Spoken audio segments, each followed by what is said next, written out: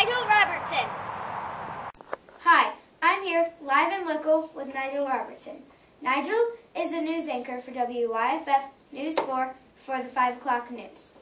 I will be asking him 10 questions. When and where did you start your first job? My first job was in TV reporting was in Gainesville, Florida. I was a one-man band bureau reporter, meaning I did everything. I was a photographer, I was a reporter, and I would come back and write, edit, put everything together, and then feed it back to the main station in Gainesville. My bureau that I covered was in Marion County, Florida, Ocala area. How many years did it take you to become a news anchor? To become a news anchor, I was at TV 20 in Gainesville, Florida for 2 years, and then I came here to WYFF4 in 1999, and I was a nighttime reporter for about 2 years before I got the weekend anchor spot. And then I was weekend anchor for a few years, then promoted to morning anchor, and now promoted to the 5 o'clock anchor. Cool. How long have you been in Greenville? I've been in Greenville since 1999, so 12 years, and it's been great. What was your first story? What was my first story? My first story, I don't remember what the story was, actually. My first story here in Greenville, I don't remember what it was. But I know I was out on White Horse Road covering some construction project. But the story behind it, I don't remember. The stories all end up running together after all these years. What was your favorite story? My favorite story is probably I got to go out to Seattle, Washington, and get an inside look at the Boeing facility out there. It's where they make those awesome planes. And my whole story was to take the viewer to Seattle so they could see what will be built here in South Carolina now that Boeing's making planes down in the Low Country.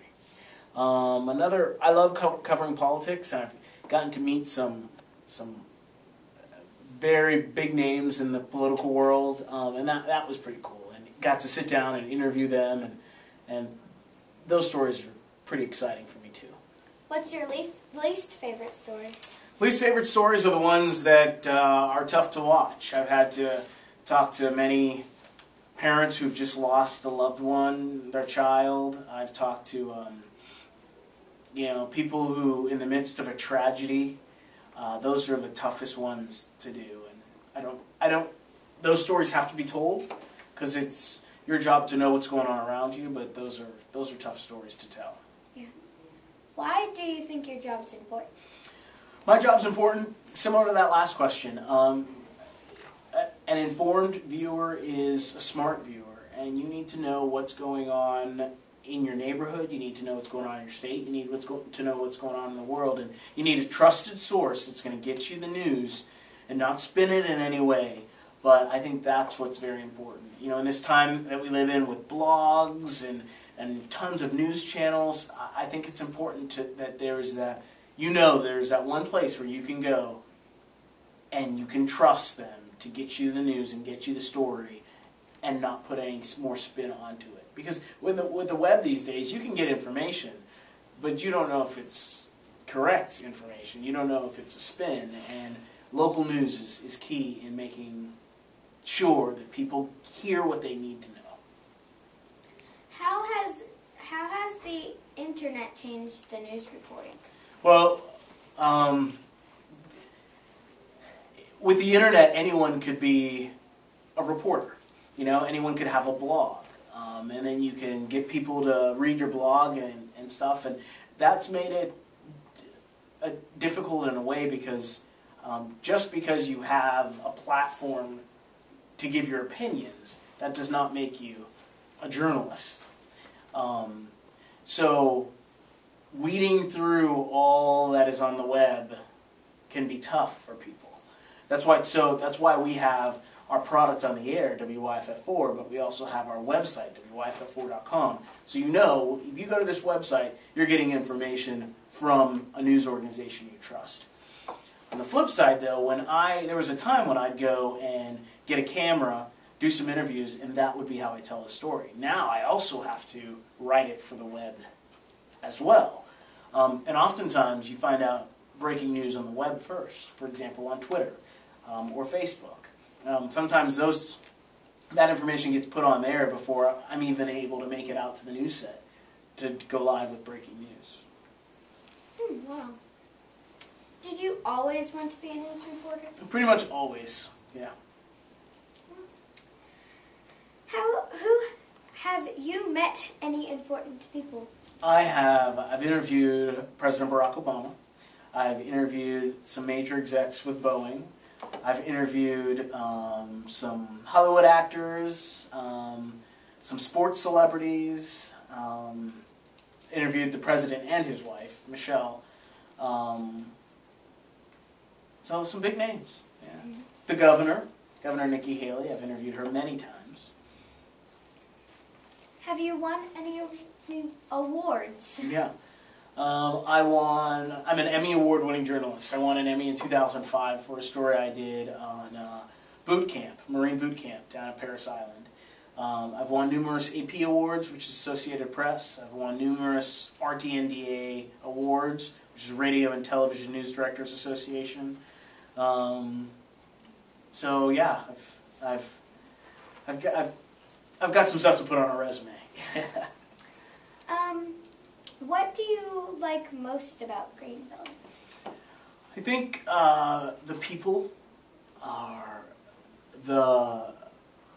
I have a family. I've got 3 kids, and it's very important for my wife and I to live in a community where we can walk down Main Street and feel safe. I love the size of Greenville.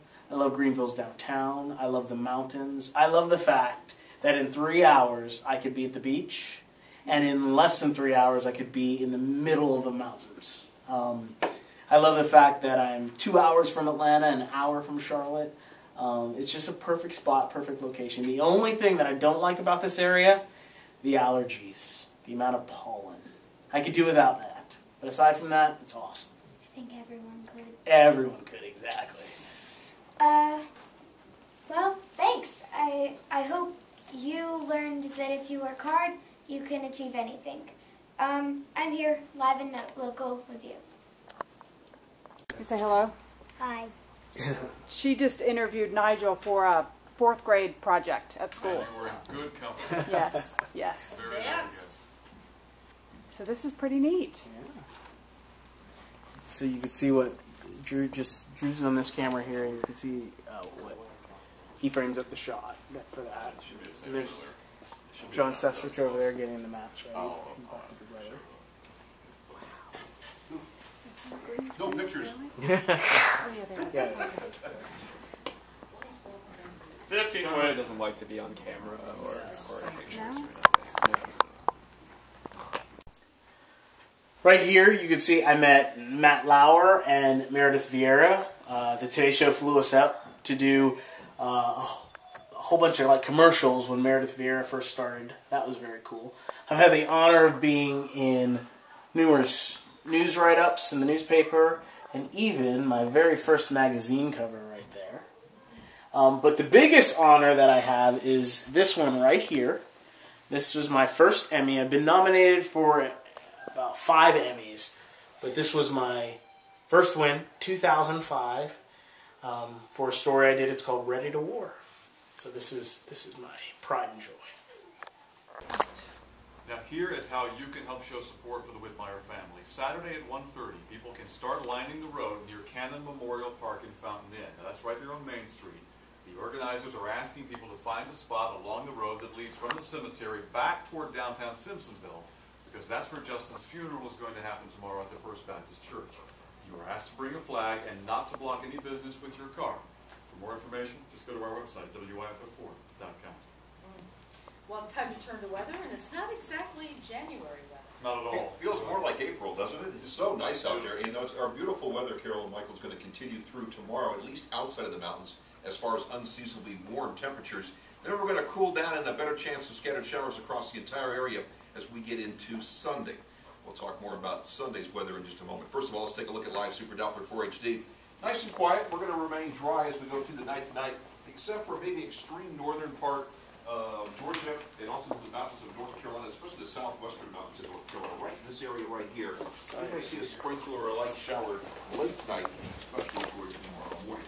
Otherwise, you can see the clouds starting to increase from the south. Look at them develop and then moving quickly off the northeast.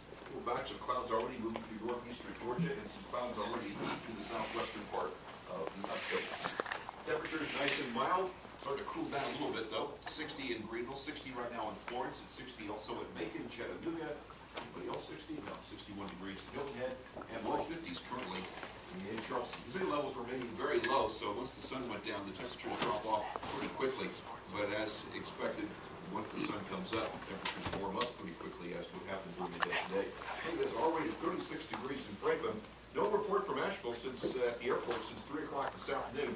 Decided to start the weekend a little bit early. They just having technical problems, and hopefully we'll have that temperature for you tonight at 11 o'clock. 43 currently in Boone, upper 50s to low 60s in the upstate, and mid to upper 50s currently in northeastern Georgia. Humidity levels still very low outside, 25% only in Clemson, 24% in Athens. A little more moisture in the air in Franklin at 70%. That's because the temperature's already cooled off, and they'll probably just slowly drop from there. Very little wind in the mountainous areas.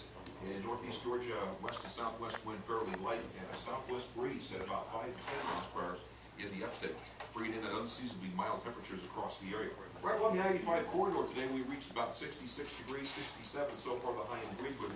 64 was the high this afternoon in Asheville. Look how close we got to the record. Only missed it by 5 degrees. That was 69 degrees set way back in 1907. That's pretty close to the record in the upstate of 71 degrees set back in 1955. Not a lot going on. A little sliver of some very light rain right along this cold front, which is going to push through us as we go through Sunday, and then stall out to our south. Then little pieces of waves are going to move along that front, and that's going to give us at least a chance of a few showers around as we go through early next week. 34 right now in Denver, while it's in the 70s in Dallas, also in Houston. So here comes the front. I'll say that I had a chance to tan and all that. No, but no. No, it didn't happen. Now, yeah, do the players leave early from the NFL? Or do they come back for their senior season? 2 Gamecocks made their decisions yesterday. What will Clemson's Dwayne Allen do? And all BCS bowl games are over except the biggest one. All eyes on New Orleans. Next in sports.